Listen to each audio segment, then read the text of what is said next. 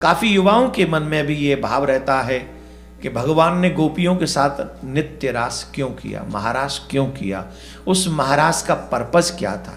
तो भागवत का पहला श्लोक आप याद करें। भागवत का पहला श्लोक क्या है? भगवान पिता रात्रि शरदोत पुल्य मल्लिका वीक्षरन्तुम मनश्चक्रे योग मायामुपाश्रितः। शरद पूर्णिमा का दिवस है। बारिश ऋतु समाप्त हो चुकी है। मल्लिका इत्यादि के, गेंदा इत्यादि के पुष्प खिले हुए हैं। सुंदर जमुना की जो लहरें हैं वो कल कल करके बह रही हैं। भगवान कदम्ब के नीचे विराजमान है और कदम्ब के नीचे विराजमान होकर अपने मन को तैयार कर रहे हैं। होता क्या है, हम मन को तैयार करते हैं, मन हमको तैयार करता है और ठाकुर जी मन को तैयार कर रहे हैं। शरदोत फुल्ल मल्लिका, शरद पूर्णिमा, और भगवान ने अपने मन को तैयार किया। किसके लिए?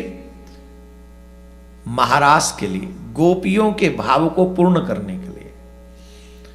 अब यहां पर एक बात समझना जरूरी है, भगवान ने रास क्यों किया। यह गोपी साधारण नहीं है प्रिय भक्तों। भगवान को मानने वालों, भगवान को जानने वालों, इस बात को समझो, यहां स्त्री पुरुष का कोई मतलब नहीं। ये जो गोपी यहां पर दिख रही हैं वर्तमान समय में इस रास में, ये साधारण गोपी नहीं है। ये वेद स्वरूपा गोपियां हैं। ये ऋषि मुनि हैं, दंडकारण्य वन के ऋषि मुनि हैं, मिथिला के चाहने वाले हैं, अयोध्या के चाहने वाले हैं। वन में जब जब राम मिले और उनके मन में जो भावना हुई, उनकी भावना को पूर्ण करने वाले ये ऋषि मुनि तपस्वी हैं, जो यहां गोपी बनकर आए। जब भगवान श्री राम वन को जाते हैं और अनेक अनेक ऋषि मिलते, हजारों वर्ष से तपस्या कर रहे हैं, हजारों वर्ष से तप कर रहे हैं। और अभी क्या किया भगवान ने? आए और गए, आए और कहा अब हम चलते हैं, क्या चाहिए आप? अच्छा हम चलते हैं। तो संत महात्मा कहते थे इतने सालों से घर परिवार छोड़े बैठे ये सोच के कि आप आएंगे, आपका दर्शन करेंगे, आपकी सेवा करेंगे, आपको अपने हाथों से भोजन बना के खिलाएंगे, कुछ तो सेवा करेंगे, और आप अभी आए, अभी चल दिए हो, अभी जी भर के देखा नहीं, अभी तो दृष्टि भर के देखा भी नहीं हमने आपको, और आप जाने का नाम ले रहे हैं।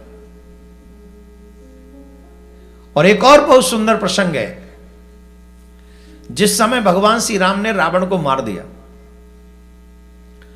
और पुष्पक विमान में विराजमान होकर जा रहे थे वापस अयोध्या,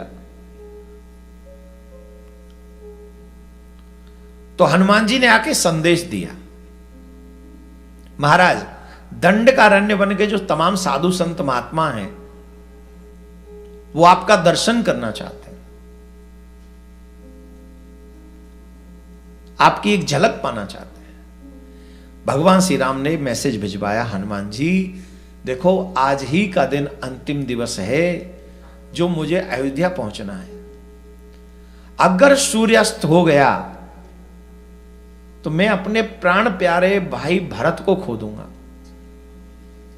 अगर सूर्यास्त से पहले मैं वहां अयोध्या नहीं पहुंचा तो मेरा प्राण प्यारा भरत अग्नि में कूद जाएगा। मुझसे कह के गया वो चित्रकूट में, और वो झूठ नहीं बोलेगा। इसलिए इन सभी साधु संत महात्माओं को मेरा एक आग्रह कर दो कि जब तक ये यहां हैं ब्रज का चिंतन करें, मनन करें, और ब्रज में यही साधु संत जब गोपी आकर बनेंगे तो मैं इनकी प्रत्येक मनोकामनाओं को पूर्ण करूंगा। बोलो राधे राधे। और धीरे बोलो थोड़ा सा, क्योंकि हमारा तो कोई दिलचस्पी इसमें है नहीं।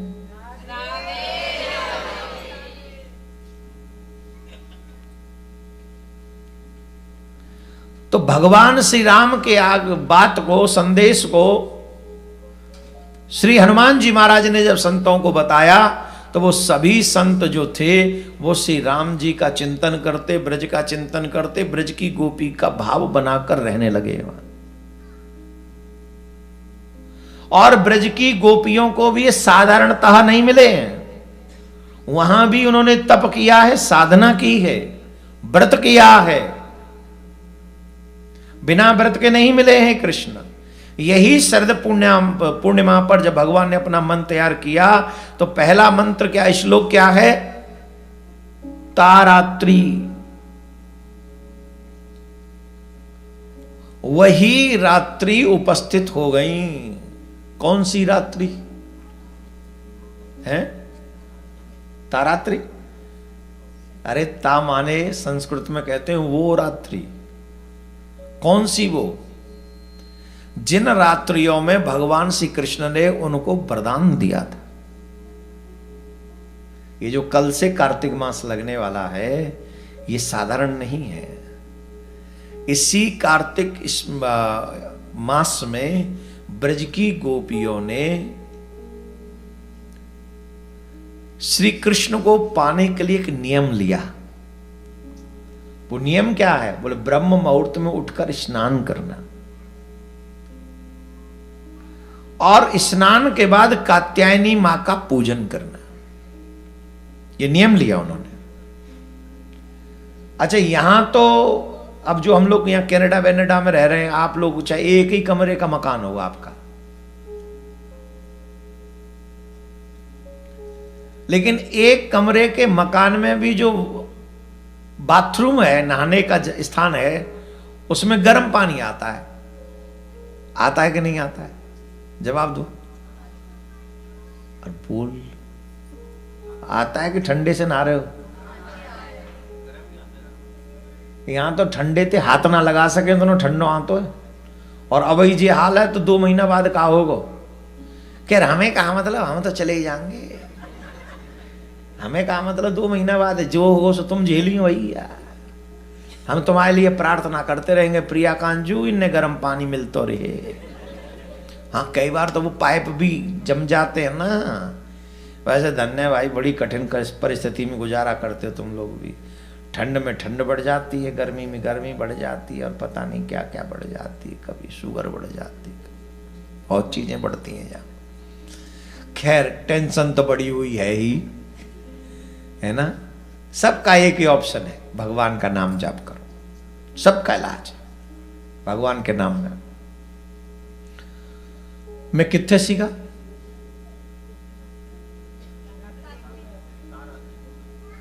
तारात्रि पे था। गोपियां कार्तिक स्नान करती हैं, मैं यहां था, तारात्रि पे नहीं था। और स्नान करती, मैं कह रहा था तुम्हारे घर के बाथरूमों में गर्म पानी आता है, और गोपियों के घर में बाथरूम ही नहीं था। घर से दूर जाया करती थी सुबह ब्रह्म मुहूर्त में 3:30 बजे। कहां? जमुना जी पे स्नान करने, ओपन बाथरूम। कार्तिक मास में गोपियां जमुना जी में, और कार्तिक में सर्दी शुरू हो जाती है। उस सर्दी में 3:30 बजे से 4 बजे के बीच में डुबकी लगा देनी जमुना जी में। ये साधना देखो कितनी बड़ी है उनकी। और स्नान के बाद फिर कात्यायनी देवी का पूजन करना। और 1-2 दिन के नहीं, पूरे महीने का यही क्रम है गोपियों का। और कात्यायनी देवी का पूजन करती है। और कात्यायनी देवी से मांगती क्या है? कात्यायनी महामाये महायोगिन्नधीश्वरी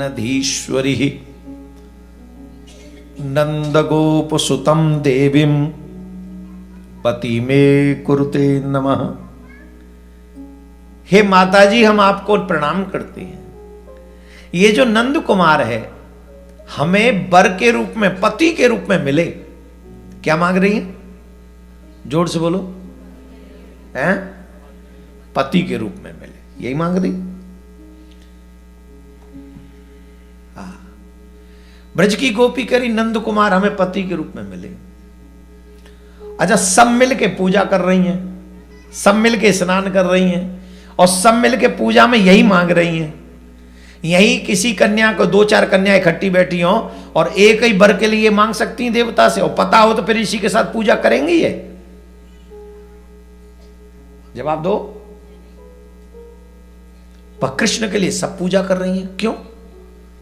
क्योंकि वो जानती हैं ये संसारिक पति नहीं है, ये जगत पति है, और ये सबको चाहिए, यही पति चाहिए सबको। रास वो नहीं है जो बॉलीवुड हमें समझा रहा है, रास वो नहीं है जो सीरियल समय और कहानी और ये मोबाइल हमको समझा रहा है,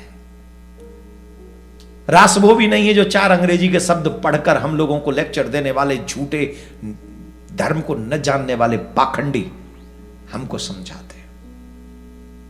रास का मतलब अलग है, और उस रास को अगर समझना है तो धर्माचार्यों से समझो, संतों से समझो, महात्माओं से समझो, ग्रंथों से समझो। ये रास बहुत सुंदर है। इस रास को सुन सुनकर ब्रज के संत महात्मा ब्रह्मचर्य का पालन करते हैं और ठाकुर जी के चरणों में लग जाते हैं। ऐसा है ये रास। जिस रास का महत्व तो हम लोग समझ, क्योंकि जानकारी नहीं है। ये जो रास है ब्रह्मवर्तत पुराण में आता है। ब्रह्मवर्तत पुराण पढ़े हो? नहीं पढ़े हो ना? रास क्यों हुआ?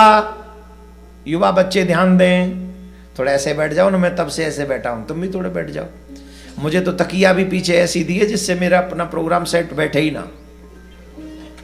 हाँ, मैं इसी को सेट करने में रह जाता हूं, पर अच्छा ही है, कम से कम पीछे लुढ़कूंगा तो नहीं। पिछली बार से तो अब की बार अच्छा। तो मैं कितने सीखा? ऐसे बैठो, इतने सीखा, ऐसे बैठो, बच रहे हो। अब सुनो, ब्रह्मवर्तत पुराण में स्पष्ट लिखा है। क्या लिखा है? कामस्य कामना नासः रासे कृष्णे प्रगटे सति ही। समझ में आ गया? संस्कृत पढ़ी ही नहीं, अंग्रेजी पढ़ी है, वो समझ में आ जाएगी। तो अपनी भाषा जब नहीं पढ़ी तो अपना संस्कार कैसे समझोगे? अपनी भाषा से प्यार नहीं रहा तो अपने ठाकुर से प्यार कैसे होगा? अब ये जो मैं बोल रहा हूं इसको तुम समझ ही नहीं सकते जब तक अर्थ ना हो। कामस्य कामना नासः, ये जो रास हुआ है काम वासना के नाश के लिए हुआ है, अर्थात काम के नाश के लिए हुआ है।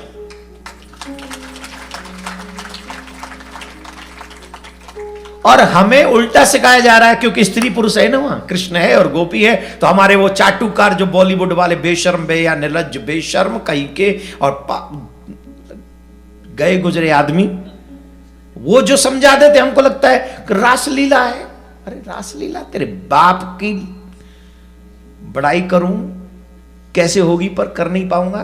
तेरे जैसे निकम्मे औलाद को, संतान को पैदा करके कैसे अच्छा काम नहीं किया उसने। रास का मतलब क्या है, इसको समझो। कामदेव पहुंचा भगवान श्री कृष्ण के पास और कामदेव ने कहा कि मैं आपसे युद्ध करना चाहता हूं। भगवान श्री कृष्ण बोले, मैं तो बहुत छोटा हूं, 6.5-7 साल का हूं, मुझे तो युद्ध करना आता नहीं, तुम कहो तो गैया चरा लाऊंगा तुम्हारी। कामदेव ने कहा कि मैंने भी यही कहा था नारद जी को, माने नहीं, छोटे से हैं वो, क्या युद्ध करेंगे मुझसे। अच्छा, नारद जी ने भेजा है तो definitely I want to fight with you, no problem. बताओ कौन सा युद्ध करोगे? अब ध्यान से सुनना ये क्रम पूरा, इसलिए मैंने कहा ऐसे बैठो। ये समझो कि तुम्हारा एग्जाम चल रहा है, जैसे एग्जाम देते हो ना नौकरी पाने के लिए, वही एग्जाम चल रहा है, ये समझो। 5 मिनट बस उस डेडिकेशन के साथ सुनो इसको। कामदेव से कहा कौन सा युद्ध करोगे, मैदान का कि किले का? बोले मैदान का, किले का, इन दोनों में भेद क्या है? बोले भेद है छोटा सा। क्या? बोले किले का युद्ध इसको कहते हैं कि जब मैं एकांत में बैठा हूं और ध्यान में बैठा हूं, उस समय तुम आना। जैसे लोग ऋषि मुनि नहीं तपस्या में अकेले जंगल में बैठे रहते, एकदम बियड़ में, कोई नहीं है, पंछी भी नहीं है, वहां काम गया और काम ने बाण चलाए, तुम बैठे बैठे ही विचलित हो उठे। बोले मैं ध्यान में बैठा हूंगा, तुम पूरी शक्ति का प्रयोग करना। तुमने अगर मेरे मन में काम जगा दिया तो तुम्हारी विजय, और नहीं जगा पाए तो मेरी विजय। ओ आई सी। और मैदान का? बोले मैदान का युद्ध यह है, रात्रि का समय होगा, क्योंकि कामदेव रात्रि में ज्यादा बलवान होता है, और स्त्री पुरुष दोनों होंगे, मतलब मैं अकेला पुरुष रहूंगा, बाकी की स्त्री रहेंगी। और युवा पुरुष हो, स्त्रियां जवान हो, सुंदर हो, रात्रि का समय हो तो और प्रचंड हो जाता है। तो वो रात्रि का समय होगा, स्त्रियां होंगी, मैं होऊंगा, और एक से एक सुंदर गोपी होगी। उन सबके मध्य में मैं अकेला पुरुष होऊंगा, और तब तुम आना और मेरे मन में काम जगाना। तुमने काम जगा दिया तो तुम्हारी विजय, नहीं तो मेरी विजय। तुमने काम जगा दिया तो तुम्हारी विजय, और नहीं तो स्त्रियों के मध्य में रहूंगा।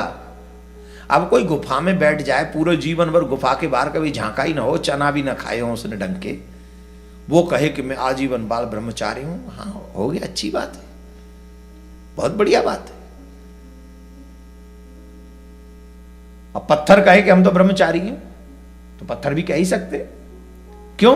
बोले उनमें बेचारों ने कुछ देखा ही नहीं, स्त्री पुरुष को मतलब ही नहीं जानते, राइट। लेकिन कौन ब्रह्मचारी ज्यादा बड़ा, जो स्त्रियों के मध्य में रह के मन को न भटकने दे। कामदेव से कहा कि मध्य रात्रि के समय, शरद पूर्णिमा की रात्रि, चंद्रमा की छिटकती हुई वो चांदनी, और पवन धीरे धीरे मंद मंद सुगंध त्रिविध वायु बह रही होंगी, चंपा चमेली इत्यादि के पुष्प खिले हुए होंगे, जमुना भी कल कल कल के बह रही होगी, जमुना की बालू भी एकदम ऐसी सुंदर चमक रही होगी। उस समय आना, मेरे मन में काम जगा देना, तुम्हारी विजय हो जाएगी। कौन सा युद्ध करोगे? Tell me. बोले मैदान का युद्ध करेंगे हम। किले के तो बहुत कर रखे, कामदेव ने कहा, किले के तो बहुत कर रखे, मैदान का करेंगे, this is the first time. भगवान ने कहा ओके, शरद पूर्णिमा की रात्रि में आना। तो पहले तो ये बताओ, ये चॉइस किसकी है? जोर से बोलो, जोर से बोलो। उस कामदेव की चॉइस है जिससे हम सब मार खाए बैठे हैं।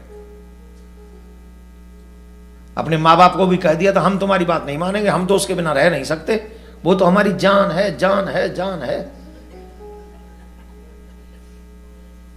कहा था कि नहीं, मैं जान दे दूंगा, मैं जान उसके बिना नहीं रह सकता।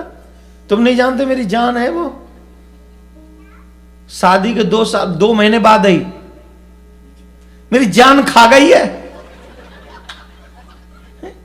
पहले तो तू कहता था तेरी जान है, जान है, जान है, अब कहां है तेरी जान? शादी के 2 महीने बाद ही तू शैतान है, शैतान है, शैतान है, पापी कहीं का। ये प्यार नहीं है, ये प्रेम नहीं है, ये तो बिजनेस है, ये आकर्षण है। प्रेम में तो कुछ चाहिए ही नहीं। प्रेम किसको कहते हैं ये गोपियां बताती हैं। प्रेम में शरीर नहीं चाहिए। जिस समय भगवान श्री कृष्ण ने बांसुरी बजाई, जरा ध्यान से सुनना। मैंने इसलिए कहा कि थोड़ा सा युवाओं को चाहिए कि इस मैटर को समझ लीजिए। तुम्हारे पर्दे जो पड़े हुए ना, जो छवि बना रखी है तुम लोगों के मन में भगवान के प्रति, कृष्ण के प्रति, वो साफ हो जाएगी, एकदम सुंदर हो जाएगी। सुनना चाहिए, अपने धर्म को जानना चाहिए, अपने ईश्वर को जानना चाहिए, एकदम स्लो। भगवान ने जब बांसुरी बजाई तो गोपी जहां थी, जैसी थी वैसी दौड़ी। जब शरद पूर्णिमा का चंद्र आकाश में बढ़ रहा था तो गोपियों के हृदय की भावना उमड़ रही थी, क्योंकि आज ही की रात्रि के लिए तो उन्होंने कहा था कि आज मिलेंगे। अब घर का काम कर रही हैं पर मन लग नहीं रहा, जैसा तुम्हारा होता था कभी कभी, पर तुम्हारा संसार के लिए था, उनका ईश्वर के लिए। अब वो कह रही आज ही का दिन तो था, अभी तो कोई इनविटेशन आया नहीं, अब तक तो कोई इनविटेशन नहीं आया। और जैसे ही बांसुरी बजाई श्री कृष्ण ने, उस समय जो गोपी जिस कंडीशन में थी वैसे ही दौड़ पड़ी, वैसी दौड़ी वो। अब कैसी दौड़ी? बोले किसी का श्रृंगार अधूरा था तो आधे श्रृंगार से दौड़ी, किसी ने वस्त्र उल्टे सीधे पहन रखे थे वैसे ही दौड़ी। यहां जितनी भी देवियां बैठी हुई हैं, अगर तुम्हें देखने के लिए शादी के लिए कोई लड़का आए और तुम जो है अपनी जो चुनरी है उसे उल्टी ओढ़ के बैठ जाओ, सिर्फ चुनरी, और आंख के काजल को यहां लगा के आ जाओ, बस। क्या वो लड़का तुम्हें पसंद करेगा? जवाब दो। अब सुनो गोपी कैसी गई। यहां के काजल को यहां लगा के होठों पे सुध बुध भूल गई थी। उन्हें पता ही नहीं काजल है कि लाली है। लाली को काजल समझा, काजल को लाली समझा। इतनी प्रेम में सुध बुध खोई हुई थी। काजल को होठों पे लगाया और लाली को आंखों पे लगाया।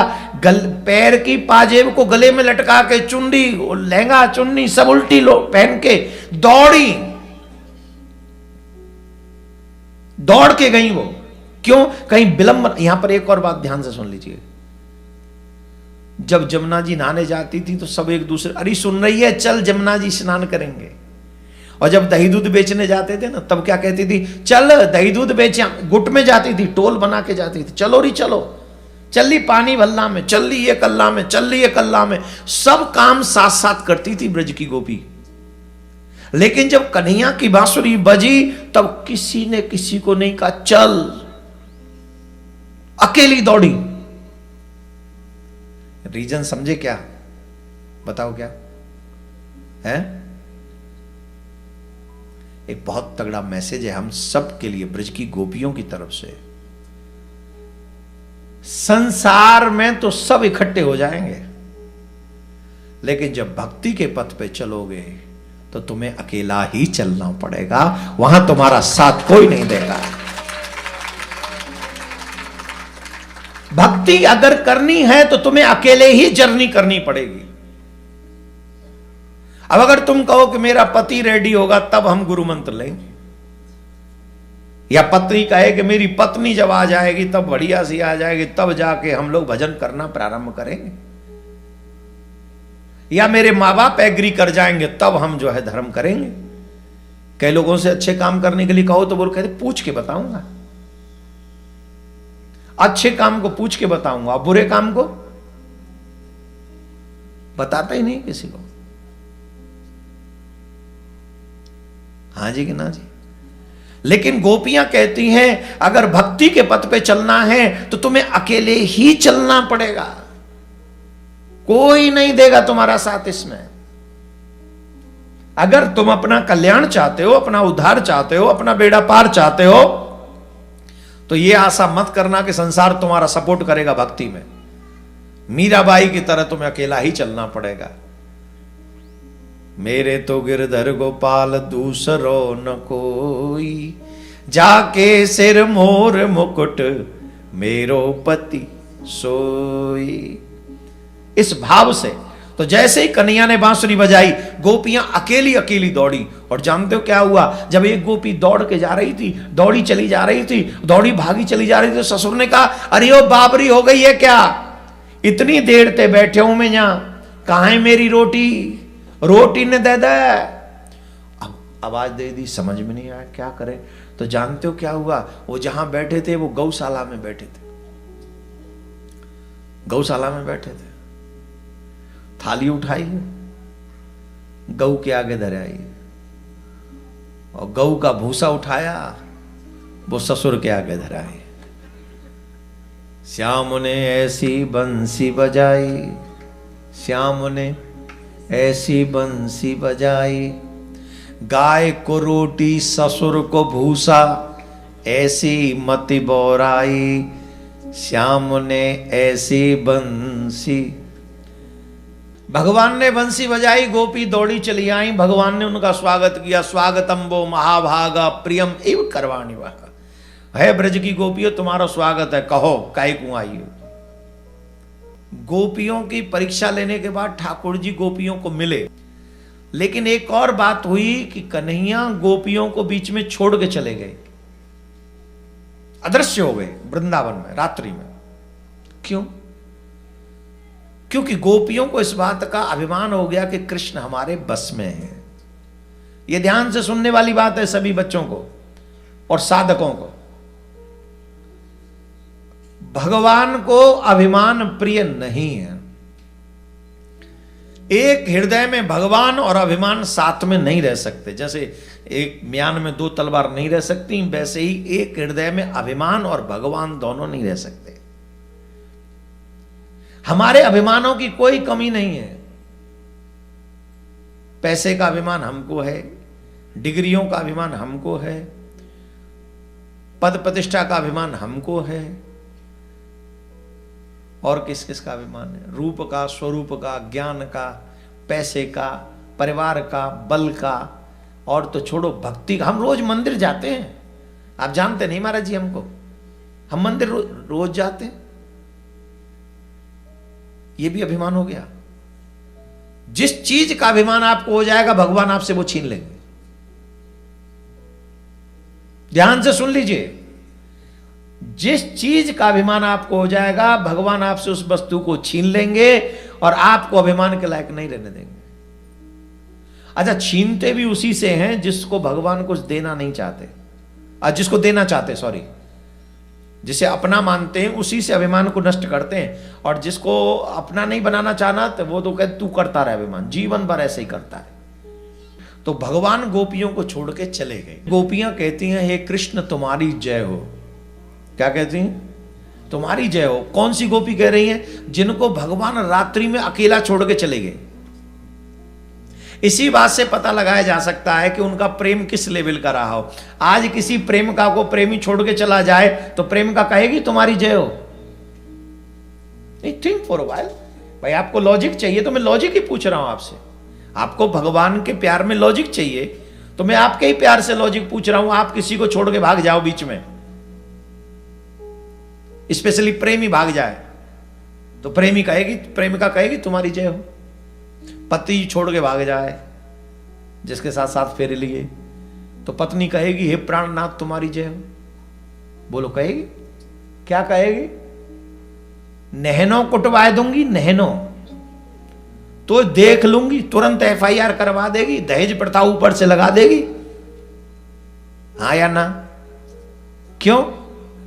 How dare to do this. और गोपी क्या कह रही है? जयति तेदिकम तुम्हारी जय हो। क्यों? हमें तो तुमसे जो कुछ चाहिए नहीं ना। आप हमें छोड़ के गए हो ना, हम जानते हैं कि हमारी ही त्रुटि है, हमारा ही दोष है। जब से आप हमारे ब्रजमंडल में आए हो तब से वैकुंठ आदि भी हमारे ब्रज से फीका पड़ गया है। हमारे ब्रज की महिमा उससे भी ज्यादा हो गई आपके कारण। वैकुंठ की स्वामिनी श्री लक्ष्मी जी अब तो नित्य निरंतर ब्रज में वास करती हैं। हे नाथ तुम्हारी कथा अमृत है। अमृत पान करके भी मन को शांति नहीं मिलती, लेकिन आपकी कथा अमृत पान करके तृप्ति मिल जाती है। आपकी जो कथा है, जो आपके विरह में लोग तड़पते रहते हैं, उनके लिए एक सबसे बड़ा सहारा है कथा। अनजान लोगों को जानकारी देने, आपके प्रति प्रेमी बनाने का कार्य करती है आपकी कथा। आपसे तो आशा कम है, आपकी कथा से आशा ज्यादा है। आप लोग जितने भी भक्ति कर रहे हैं समाज में, वो भगवान को देख के नहीं कर रहे हैं, भगवान की कथा सुन के कर रहे हैं। उनके कानों में कभी कथा पड़ी जिसके कारण वो भक्त बने और आज वो कथा सुन रहे हैं। बोलो राधे राधे। तो ये रास है जिस रास में, अच्छा इसी रास में कामदेव आया। बिना बाण के, बिना तलवार के, वो जब जब गोपियां कन्हैया के पास जाती ना तब तब वो बाण चलाता है, सारा जोर लगा लिया, पर गोपियों के बीच में रहते हुए कृष्ण के मन में चंचलता प्रकट नहीं कर सका। वो मन में काम न जगा सका और स्वयं जल के मीन स्वयं नष्ट हो गया। तब रति रोने लगी, नाथ प्रभु प्रभु मेरे पति को बचाओ। बोले मैं कैसे बताऊं, मैंने तो जाते कहीं नहीं आके लड़, अपने आप ही लड़वे आए हो जी। बोले महाराज अब हमारी रक्षा करो, हमें कैसे मिले हमारा पति। बोले तुम्हें इस बार तो नहीं मिलेगा तुम्हारा पति, अभी तो नहीं मिलेगा प्रेजेंट में, लेकिन ये हमारा पुत्र बनेगा आके द्वारका में। सबसे बड़ा बेटा यही होगा हमारा, जिसका नाम होगा प्रद्युम्न। क्या नाम होगा? तब ये तुम्हें पति के रूप में मिलेगा। इस कामदेव के होश ठिकाने के लिए भगवान ने रास किया और इन बॉलीवुड वाले बेशर्मों ने उल्टा दिखाया हमको, और वारे वाह हिंदू, हमने वो उल्टा समझ भी लिया। हम किस एंगल से अपने आप को हिंदू कह सकते हैं? अपने भगवान पे हम लोग डाउट करते हैं, अपने ग्रंथों पे हम लोग डाउट करते हैं, अपने संतों पे हमको विश्वास नहीं है। कैसे हमारे धर्म की नींव मजबूत होगी?